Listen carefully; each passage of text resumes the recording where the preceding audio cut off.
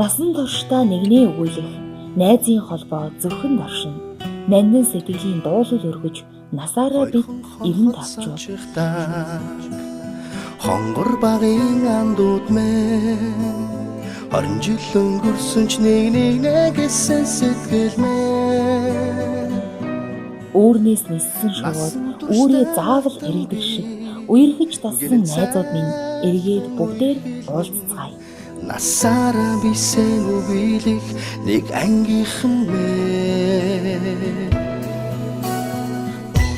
Санчигны ус дууралдах тасам санаад бай таавраа. Духны үрчлээ нэмэгдэх бүр дурсаад бай хүүхэд цаа нэг гэсэн сэтгэл минь. Энэ хэн насанд мартамгүй гинэн цaalган үерхэл минь. Магтаал, зэмлэл, алинд нь ч манай анги гэж уулга алддаг.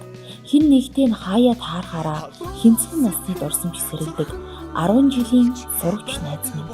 Алдрайхан насаа дурсан санцгай.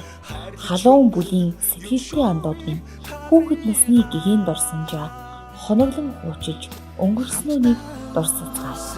Уянгад жилүүдийн алтан дурсамж хамтдаа өнгөрүүлэх энхэн насны ангин холбоо.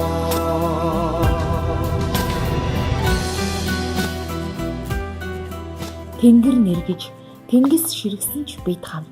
Хазгай гიშгэж, халтарч унсан ч бид хамт. Хайрандаа шатаж, хагцаж нийлсэн ч бид хамт.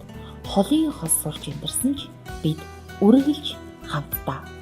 Нарны цацраг шиг 8 зүгтээ тарж, эрдэм ажлын гараад хөдлөгдсөн инхри багын эрхэм найз нар Ховд аймгийн 10 жилийн сургуулиудад 1985-аас 1995 онд суралцж байсан эрхэм төгсөгчид та бүхнийгээ 30 жилийн ойн дурсамж уулзалтаа хүрэлцэн ирэхийг урьж байна.